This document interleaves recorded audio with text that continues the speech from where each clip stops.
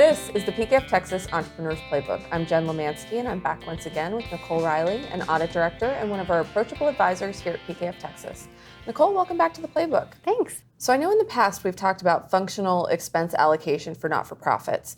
Can you remind our viewers what that is and why it's important to a not-for-profit? Absolutely. So Jen, a few years ago, it's been quite a few now, but they changed the accounting rules and now require all non-for-profits to report their expenses in their financial statements by what's called natural classification and functional classification. And what that really means is you have to show each of the expenses by the type of expense they are. So whether it's salaries and wages, office expenses, occupancy, you need that information. But then you have to show how those expenses are then relate to their functional classification. Is it program? How much is program? How much is management in general, and how much is fundraising?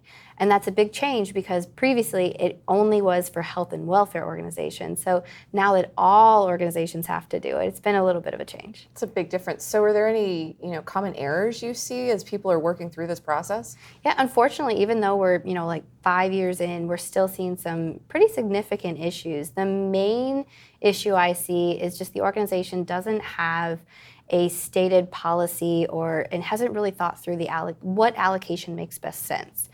For example, if you have a building, the expenses that relate to the building, such as insurance or rent, utilities, those need to be allocated based on how the building's being used. So, I see that they either don't allocate them at all, they put them all program or all management in general, which Sure. is not right, or they just don't use an allocation method that makes sense. For example, if 95% of your building is your warehouse for your program, it probably makes sense to use a square footage allocation method Right. versus your payroll time and effort allocation.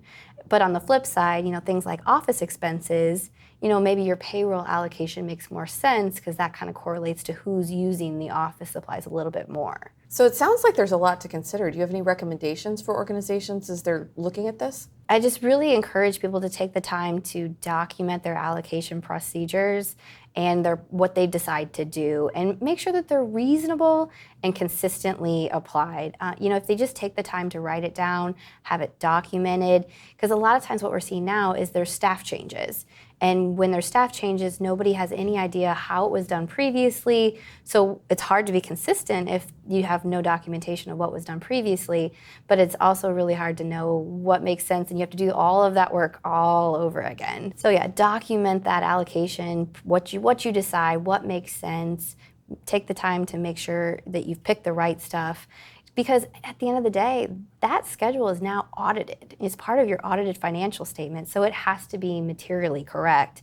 And then you also have to remember you have donors that look at that information on your 990 too and want to see how you're doing as an organization and how you're utilizing the funds that you're being given. So I think it's really important just to take a little time and give a little effort to make sure it's right and done right the first time. Perfect. Well, we'll make sure that our clients document their processes. All right, we'll get you back to talk a little bit more about some other issues for not-for-profits. Sound good? Sounds great. This has been another Thought Leader production brought to you by PKF Texas, the Entrepreneur's Playbook. For more information about this topic, visit pkftexas.com/not-for-profit. Tune in next week for another chapter.